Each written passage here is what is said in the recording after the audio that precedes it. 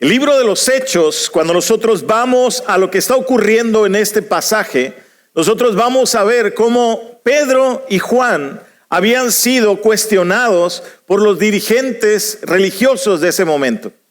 El Espíritu Santo se había derramado en el capítulo 2. Vemos lo que está ocurriendo. Vemos a Pedro hablar el evangelio delante de judíos que creían en lo que ellos tenían por enseñanza, y cuando escuchaban de Jesús ellos se alarmaban, incluso se enojaban mucho. Pero cuando el Espíritu Santo viene, Pedro es levantado delante de ellos y habla el evangelio con ellos. Cuando el Espíritu viene y llena las vidas de los que estaban ahí, dice la Escritura que fueron llenos del Espíritu Santo y hablaron en otras lenguas, hablaron en otros idiomas. Los que estaban presentes de diferentes lugares del mundo escucharon el evangelio en su lengua materna. Los que venían del norte de África, los que venían de más de Oriente o de Occidente, escucharon el evangelio en sus idiomas natales, de los lugares donde ellos venían. Esto fue una obra del Espíritu Santo en aquel lugar. Cuando esto ocurre, los dirigentes llegan y se llevan a Pedro y a Juan para animarlos, exhortarlos, ¿verdad?, a que ya no hablen de este evangelio, a que ya no hablen el nombre de Jesús, a que ellos simplemente se alineen a lo que es políticamente correcto y dejen de hablar aquello que alborota el corazón de las personas. Eso fue lo que estaba ocurriendo. Pero ellos contestaron, llenos del Espíritu Santo. Ellos respondieron delante de estas personas y les dijeron: es necesario que nosotros obedezcamos primeramente a Dios antes que a los hombres, ¿sí? Dios nos ha llamado a anunciar el evangelio, no nos podemos callar y no lo podemos cambiar.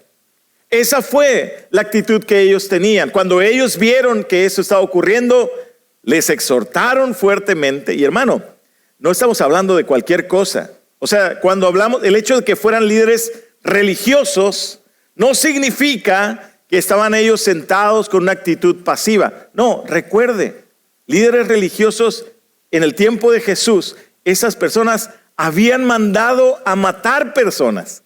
Estos mismos líderes son los que agarraron a Jesús y le hicieron un juicio justo, ¿sí?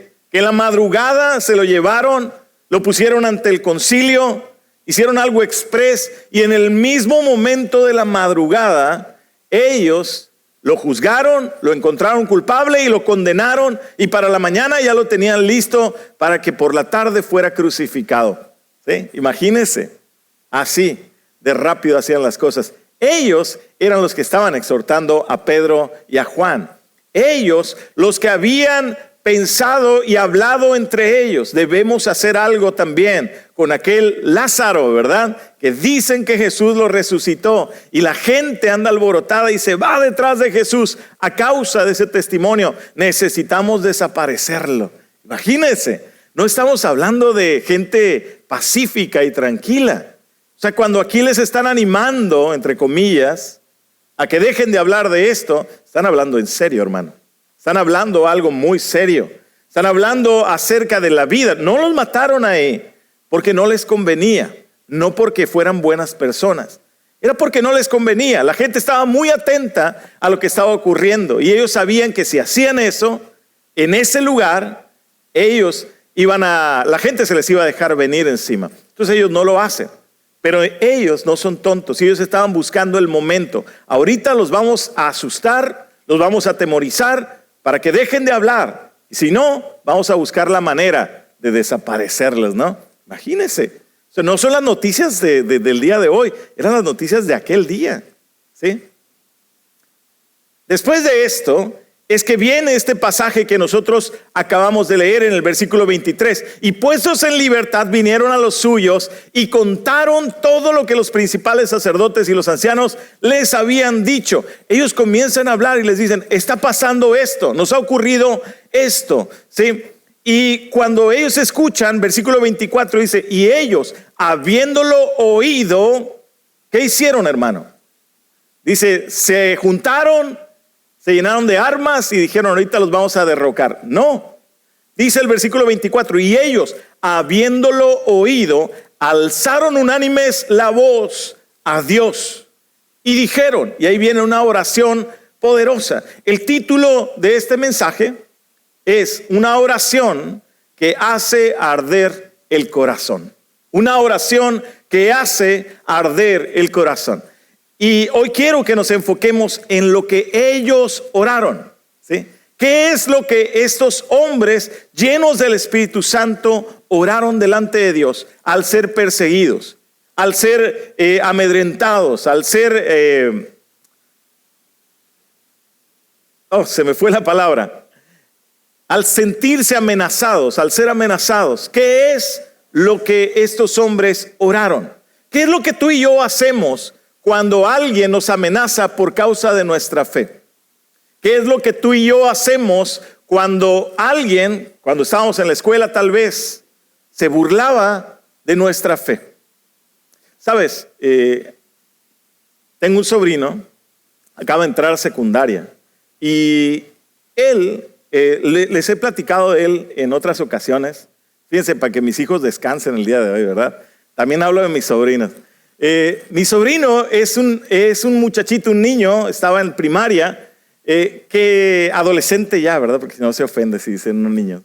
Que él le encanta leer la Biblia, pasa tiempo leyendo su Biblia y anotando lo que él lee. Y él siente muy fuerte esta parte de compartir su fe con otros niños. Y eso le ha valido, cuando él estaba en la primaria, de burlas de parte de sus compañeros. Ahora entró a secundaria, imagínate. Él sigue haciendo eso y se convierte en objeto de burla de sus compañeros, ¿sí? ¿Por qué? Porque él les comparte acerca del Evangelio, porque él les comparte acerca de Cristo. Pero mira, hermano, esa parte es una de las cosas que el diablo va a intentar hacer. Venir a frenar cuando alguien quiere compartir el Evangelio. Les he platicado, y probablemente mi esposa les ha platicado lo que pasó. Ella también hacía algo similar estando en la primaria, y hemos dado testimonio que ella le hablaba a una amiga, Eva se llama su amiga, y ella le compartía del Evangelio al grado de que la mamá de Eva le dijo a esta niña que estaban en primaria que ya no se juntara con esta niña rara, ¿verdad? A Abigail, porque le andaba compartiendo sus ideas de otra religión, ¿sí? Y mi esposa le compartió hasta el tiempo que dejó de verla, y los encontramos tiempo después, muchos años después, y su esposo, el con quien se casó ella, cuando ya fueron grandes, resulta que es amigo mío. Su esposo es un excelente hombre de Dios que sirve al Señor, no solamente en la alabanza, es un excelente baterista, y sirve al Señor en la alabanza y en el liderazgo en la congregación donde él está. Y Eva se había convertido a Cristo. No solamente ella, sino una ocasión la mamá de ella se acerca con mi esposa, se la encuentra en una actividad cristiana, le da un abrazo y le dice muchas gracias, ¿verdad? Porque ¿qué crees? Ahora todos en la casa somos cristianos, ¿verdad? Y fue esa semilla que se va sembrando. Alguien más, como dice Pablo, uno es el que siembra la semilla, otro es el que cultiva, otro es el que riega, pero el crecimiento lo da el Señor. Y sabe, en el caso de mi sobrino, él de pronto se sentía triste porque se burlan de él. La pregunta es, ¿qué hacemos nosotros? Obviamente como tío, obviamente como padres, ¿verdad? Nuestro impulso es decir, pues tú contéstales esto, ¿verdad? Así como, hermano, ¿qué hicieron aquellos que eran llenos del Espíritu Santo? ¿Cuál fue la actitud de ellos? ¿Cuál fue la respuesta de ellos ante esta situación? Y eso es lo que nosotros queremos ver. Fíjense lo que ellos van. La primera cosa que nosotros encontramos, versículo número 24. Dice el versículo número 24 de este pasaje: y ellos, habiendo oído, alzaron unánimes la voz a Dios y dijeron, esta es su oración. Preste atención lo primero que ellos dicen: soberano Señor, tú eres el Dios que hiciste el cielo y la tierra, el mar y todo lo que en ellos hay. ¿Sí? La primera cosa que alguien lleno del Espíritu Santo hace cuando recibe persecución es reconocer la soberanía de Dios. Reconocer que Dios sigue siendo soberano. Nadie le ha robado el trono al Señor y nadie lo hará, ¿sí? el que lo intentó alguna vez allá en el cielo literalmente, fue expulsado a la tierra, ¿verdad? Lo conocemos como Satanás, ¿verdad? Después de ser Luzbel, después de ser aquel ángel tan precioso, intentó hacer esto. Pero nadie le quita el trono a Dios. Él tiene autoridad y Él está por encima de todas las cosas. Lo primero que nosotros debemos recordar, a veces nos frustramos. ¿Por qué? Porque volteamos y vemos la maldad a nuestro alrededor y eso causa en nosotros frustración. ¿Por qué avanza tanto la maldad? ¿Por qué los que quieren hacer injusticia parece que tienen la calle libre y parece que hacen lo que les da la gana? Y a veces nos sentimos de esta manera. ¿Sabes? La primera cosa para recordar es esta: Dios sigue siendo soberano. Él es el soberano Dios, ¿sí? Antes de hablar ellos de su problema, exaltaron a Dios. A veces nosotros vamos derechito, ¿verdad? Y decimos, ay, Dios, me están haciendo esto y aquello. Y mira cómo me están tratando. Hermano, antes de cualquier cosa, yo tengo que reconocer que Él es Dios. ¿Por qué? Porque eso me va a poner a mí el piso estable. Porque eso me va a recordar a quién le estoy hablando. ¿Qué dijeron ellos? Dijeron, soberano Señor. Es el dueño de las cosas. Tú eres el Dios que hiciste el cielo y la tierra, el mar y todo lo que en ellos hay. Él es poderoso. Si pudo crear todo lo que existe, si pudo crear el cielo, la tierra, el mar, ¿qué no puede hacer el Señor? ¿Habrá algo imposible para Dios? No, hermano, no hay nada imposible para Dios. Entonces lo primero es que una oración poderosa comienza recordando quién es Dios. No lo que nos falta. Una oración poderosa comienza cuando nosotros recordamos delante de quién estamos. Eso nos lo enseñó Jesús. Eso nos dijo Jesús cómo era eso. Cuando le preguntaron, maestro, le dijeron, enséñanos a orar. Sus discípulos le dijeron, maestro, enséñanos a orar. ¿Qué les contestó Jesús? Muy bien, ustedes van a orar de esta manera. ¿Y cómo comenzó? Dios, no te olvides de mí, dame comida, dame lo que quiero. No, Él inició diciendo, Padre nuestro que estás en los cielos. ¿Sí? Ven, es exactamente lo mismo. Es el reconocimiento de dónde estamos. Una iglesia que ora de una manera poderosa comienza con el reconocimiento de Dios. Una iglesia que quiere ver avivamiento en el corazón, avivamiento en su ciudad y en esta tierra, comienza con el reconocimiento delante de quien está. Y ellos comienzan de esta manera. Cuando el corazón arde por Dios, la indignación que sentimos contra el pecado nace del honor al Dios que está siendo ofendido. Cuando tú te das cuenta de lo que hay alrededor, nuestra indignación por la maldad y por la injusticia no parte del enojo con las otras personas, por malas que éstas sean, sino parte del honor que ha sido ofendido. ¿Recuerdan a David? Cuando él va, ahí están en el valle y está un gigante que lleva 40 días vociferando en contra del pueblo de Israel. Y recuerdan que ellos por 40 días, todo el ejército de Israel está atemorizado. No podían siquiera pararle frente a aquel gigante e intentarlo. Y aquel gigante todos los días se paraba y les gritaba, ¿verdad? Habrá uno entre ustedes que me haga frente, ¿verdad? Y se burlaba de ellos y hablaba de ellos. Y sabes, cuando llega David, él llega y él no dice, a mí no me vas a andar ofendiendo. No. Él no dijo, ¿qué no sabes que soy hijo de Dios? Y con los hijos de Dios nadie se mete. Él no dijo eso, hermano. ¿Qué hace él? Él habla y él le dice, has ofendido, ¿verdad? Al Dios de los ejércitos. Él está indignado porque el honor de Dios está siendo agredido por aquel gigante que tiene enfrente. ¿Se dan cuenta? No es una cuestión personal.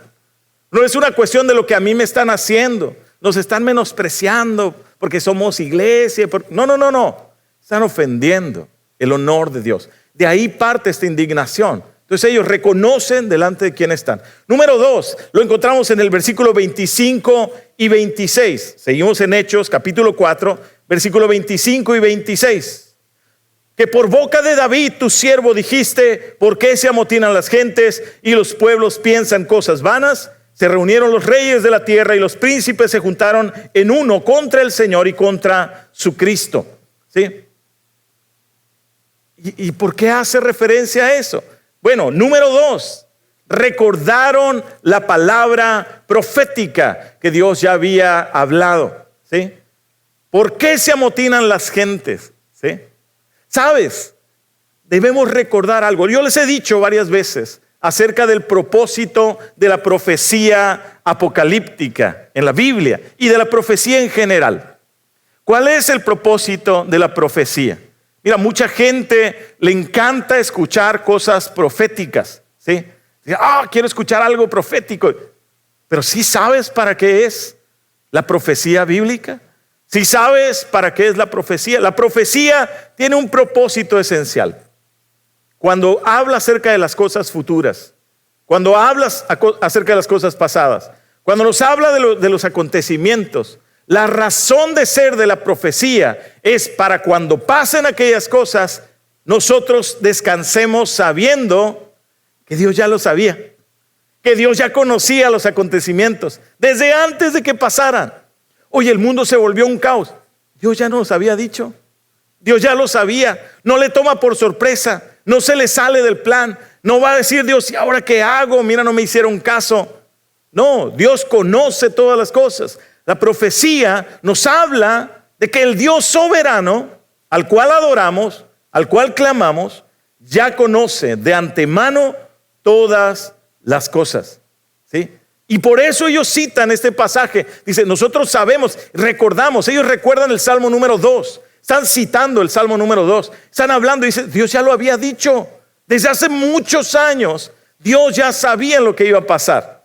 ¿Sí? No es novedoso, no es algo, no era un misterio. Era algo que Dios ya les había hablado a ellos. Cuando ellos citan el Salmo 2, ellos sabían que la persecución no era nueva, sino parte del plan de Dios. Era parte de lo que Dios ya conocía. Cuando la cultura va en contra, cuando la cultura y cuando todo lo que hay alrededor va en contra de los principios que Dios establece, el Hijo de Dios, el siervo del Señor, el discípulo de Jesús, ¿qué es lo que debe hacer? Debe anclar su corazón en la palabra del Señor, no en la emoción, no en lo que siente, no en el temor, por supuesto, sabiendo que nada escapa del plan de Dios. Cuando tú volteas y miras lo que hay alrededor, sean problemas personales, pero también ahorita es tocante a lo que pasa alrededor de nosotros, a lo que pasa en nuestra cultura, a lo que pasa en nuestro país y a lo que está pasando en nuestro planeta. Antes de desfallecer por desesperanza, antes de dejarnos llevar por las emociones, necesitamos anclarnos a la palabra de Dios. Pero si nosotros no conocemos la palabra de Dios, ¿cómo nos vamos a anclar a ella? Cuando pasaron estas cosas, estos hermanos que estaban ahí orando, ¿qué crees? Ya habían leído el Salmo número 2. Ya lo conocían, el Salmo número 2. Y cuando estaban en ese momento, el Espíritu Santo les recordó aquello que ya había hablado. ¿Sí? Trajo a su memoria y ellos conectaron y dijeron, es esto. Esto es lo que está pasando. Y eso les dio ánimo. Dios, tú ya conoces lo que iba a pasar. ¿Sí? Sabemos que tú conoces lo que iba a pasar. Tú lo dijiste en el Salmo 2 y citan el Salmo 2. Pero ellos conocían la Escritura. ¿Tú conoces la Escritura? Les dije a los hermanos el viernes, ¿verdad? Estoy tentado a hacer un concurso, ¿sí? Al fin de año, ¿verdad? Vamos a hacer un concurso a fin de año, ¿no? Ya, ¿sí se acuerdan del concurso que íbamos a hacer para fin de año? Íbamos a poner una cajita con 5,000 pesos. No, con 10,000 la vamos a poner, ¿verdad? Se la va a llevar el que sepa más versículos de memoria, ¿no? Imagínate, ¿no? Bueno, Dios te da un premio mucho más grande que 10,000 pesos, ¿eh? Dios te da mucho más que ello. Triste sería, ¿verdad? Que se pelearan porque a ver quién se sabe nada más 2 o 3 versículos, ¿verdad? emocionante sería que después del que diga, este se supo 120 versículos, no, ese 121, ¿no? ¿Quién ganará? ¿No? Estaba tentado a hacerlo, pero no lo voy a hacer, hermano. ¿Sí? Así es que, pero puede usted memorizar. ¿Sí? ¿Qué tanto nosotros conocemos la Escritura, hermano? ¿Qué tanto nosotros meditamos en la palabra? ¿Qué tanto permitimos que esto que está escrito aquí, que Dios habló para nosotros, qué tanto permitimos que aquello entre en nuestro corazón? ¿Lo estamos haciendo? ¿Estamos permitiendo que Dios haga eso? Necesitamos anclarnos a la palabra de Dios. Número 3, versículo 28, dice lo siguiente: para hacer cuanto tu mano y tu consejo habían antes determinado que sucediera. La tercera cosa que encontramos aquí en esta oración es que ellos reconocieron el propósito de Dios en medio de todo. Dios es un Dios de propósitos. Dios no hace las cosas nada más porque se ve bonito. Dios siempre pone propósito en todo lo que hace. Dios no dice, pues a ver, voy a hacer esto, a ver qué pasa. No, Dios tiene propósito. Dios tiene un propósito en cada una de las situaciones. Y esa es una de las razones de lo que Romanos nos dice, que todas las cosas obran para bien a los que aman al Señor, los que conforme a su propósito fueron llamados. ¿Sí? ¿Sabes? Todas las cosas obran para bien. ¿Por qué? Porque hay un propósito. Cuando tú volteas y miras las cosas alrededor, les dije, o he mencionado en otras ocasiones esto, de lo que estamos viendo alrededor. Podemos pensar acerca de la inseguridad y podemos quejarnos acerca de todo eso, pero eso también tiene un propósito. No quiere decir que Dios manda violencia, pero Dios tiene un propósito en medio de eso que está pasando. ¿Eres capaz de ver el propósito en medio de esa situación? ¿Eres capaz de voltear y ver y darte cuenta que en medio de las circunstancias que estamos viviendo, los corazones de las personas se angustian? Los corazones de las personas se dan cuenta que no les es suficiente con lo que ellos entendían por seguridad.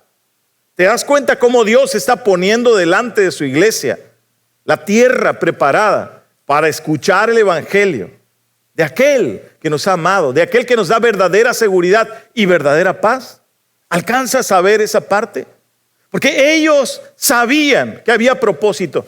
Necesitamos reconocer el propósito de Dios en medio de toda situación. Ellos entendieron que Dios sigue en control, incluso cuando los gobernantes se oponen a su verdad. Aún en medio de eso, Dios tiene el control. ¿Sí? Dios tiene el control. Sigue siendo el Dios soberano. Versículo 29. Y ahora, Señor, mira sus amenazas y concede a tus siervos con todo denuedo hablen tu palabra. Está tremendo lo que ellos dicen. ¿Qué pidieron ellos? Fíjense, después de lo que ellos han orado, viene una petición ahora sí. Ya oraron varias cosas importantes, pero ahora viene una petición. ¿Qué es lo que ellos estaban pidiendo en esencia? Ellos, imagínense, la mayoría de nosotros pensaríamos en decir, Señor, quítanos esta cosa que nos aflige, quítanos esta persecución. Pero sabes, el Espíritu Santo los llevó a orar diferente. Ellos no oraron por eso, ellos oraron distinto. Ellos no pidieron, Señor, quita a nuestros enemigos de enfrente, ¿verdad? Y es lo que la mayoría hacemos. Y no digo que esté mal, pero digo que el Espíritu Santo los dirigió a ellos a orar de una manera distinta. ¿Y qué es lo que ellos oraron? Ellos pidieron valor y confianza para hacer la voluntad de Dios. Ellos no dijeron, Señor, pon todas las situaciones que sean perfectas para que nosotros podamos salir y compartir tu evangelio. No dijeron eso, no pidieron eso. Ellos dijeron, Señor, ayúdanos, mira sus amenazas. Dice, mira lo que está ocurriendo. Pero luego dicen, danos a nosotros el valor para poder ir y hablar y hacer tu voluntad. Y ahora, Señor, mira sus amenazas y concede a tus siervos que con todo denuedo hablen tu palabra. Bueno, paréntesis, ¿qué es denuedo? Denuedo es confianza, valor y confianza para poder hablar. Ellos estaban pidiendo, Señor, que no nos atemorice las amenazas de ellos. Las amenazas pueden golpear en el corazón. Puede ser duro, ¿sí? Es que me están diciendo, me están amenazando, me están diciendo que va a pasar esto, estoy volteando y me da miedo. Y el temor, hermano, nos paraliza. El miedo nos deja a nosotros estáticos. Y puede ser el miedo el que nos frene muchas veces. Pero es necesario que nosotros digamos, Señor, ayúdame a tener valor y confianza en mi corazón de que tú estás con nosotros, que nada ha escapado de tu plan y que si tú nos enviaste a hacer esto, lo vamos a hacer. A lo mejor no son las condiciones que quisiera, pero que no se haga mi voluntad, sino la tuya. Ellos estaban orando al Señor, pidiendo ese valor y esa confianza. Es lo que nosotros debemos hacer. Lejos de indignarnos solamente por lo que está pasando, lejos de tomarla en contra de personas en esta tierra, nosotros necesitamos que Dios nos dé el valor para poder ir y predicar, no pelear, sino ir y predicar del amor de Cristo. No estamos llamados a echarnos un round, ¿verdad?, con las personas que están contrarias al Señor. Estamos llamados a tener compasión de ellos y hablarles el evangelio. Y se van a burlar de ti tal vez. Y te pueden amenazar tal vez. ¿Sí? Pero si Dios te está enviando y si el Espíritu Santo te mueve a compartir, hazlo. Él va a respaldar aquellas cosas. Y cuando vemos el pecado y la burla hacia la fe, nuestra oración debe ser, Señor, danos valentía para no callar y amor para no odiar. Danos valentía para no callar, pero danos amor para no odiar. A veces tomamos este partido, ¿verdad? Decimos, todos contra la iglesia, pues entonces nosotros vamos a orar que le vaya mal a este y a aquel y al otro. Somos llamados a amar en medio de esas situaciones. Somos llamados a tener valor para seguir compartiendo, pero amor también, para no permitir que haya una raíz de amargura en nuestro corazón, para entender que dentro del plan de Dios, Él sigue gobernando y Él sigue reinando. Versículo 30 dice, mientras extiendes tu mano para que se hagan sanidades y señales y prodigios mediante el nombre de tu santo Hijo Jesús. ¿Qué es lo que pidieron también? Ellos pidieron algo muy simple, pero nada sencillo. Pidieron manifestación del poder divino. Pidieron que Dios mostrara que los está respaldando. ¿Sí? Mientras extiendes tu mano para que se hagan sanidades, señales y prodigios. No dicen mientras nosotros extendamos nuestra mano. Dicen mientras tú extiendes tu mano. Ellos saben que es Dios el que hace aquellas cosas. Dicen mientras nosotros vayamos y hagamos tu voluntad, tú, Señor, haz lo que yo no puedo. Tú, Señor, haz aquellas cosas en las cuales yo no tengo capacidad de hacer. Yo puedo ir y hablar el evangelio, pero yo no puedo sanar a nadie, pero yo no puedo hacer ningún milagro, pero tú sí puedes. Y mientras hagamos tu voluntad, ven, Señor, y respalda con esos prodigios y señales. ¿Sí?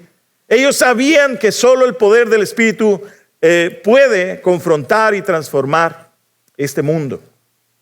Y termina el versículo 31. ¿Cómo dice? Y eso, si hubieran terminado ahí con esta oración, todo está maravilloso. Pero dice el versículo 31. Cuando hubieron orado, el lugar en que estaban congregados tembló y todos fueron llenos del Espíritu Santo y hablaban con denuedo la palabra de Dios. ¿Sí? Hablaban con denuedo la palabra de Dios. Número 6. Ellos recibieron respuesta de parte de Dios. Nunca las oraciones de alguien que cree y confía en Dios quedarán en el aire. Nunca Dios dejará una oración sin respuesta. Cuando creemos y confiamos en el Señor, cuando ponemos nuestra causa en manos de Dios, nuestra oración no quedará sin fruto. ¿Sí? Este tipo de oraciones jamás, hermano, quedará sin respuesta de parte de Dios.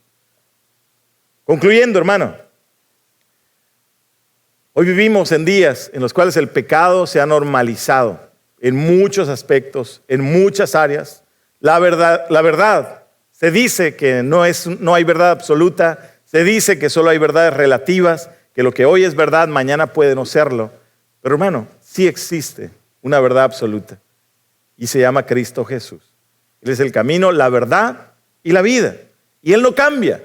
Él es el mismo Dios, ayer y hoy y por los siglos. Él no viene para adaptarse a la cultura. La cultura se tiene que adaptar a Él, ¿sí? Él creó todas las cosas.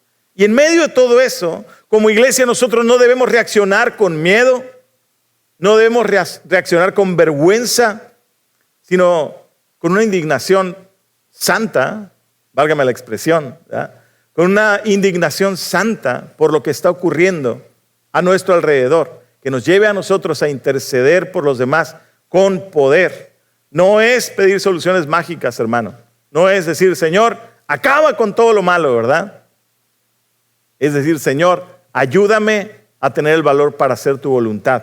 Y mientras lo hago, respáldame tú, Señor, con tu presencia, con tu poder, ¿sí?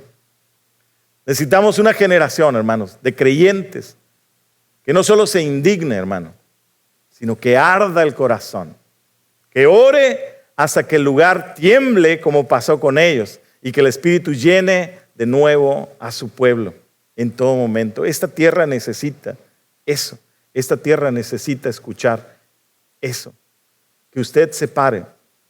¿Se han burlado de usted alguna vez? ¿Me ayudas con el piano? ¿Se han burlado de usted alguna vez? ¿Lo han amenazado tal vez alguna vez? ¿Sí? ¿Alguna vez le han dicho, no quiero que me vuelvas a hablar de tu Cristo o de tu Biblia? ¿Se lo han encarado alguna vez? O incluso tal vez ha llegado a ser golpeado por el Evangelio. Si no le ha pasado ninguna de estas cosas, hermano, ¿sí?, en mayor o menor medida, yo le animo, salga a compartir el Evangelio con los que tiene alrededor.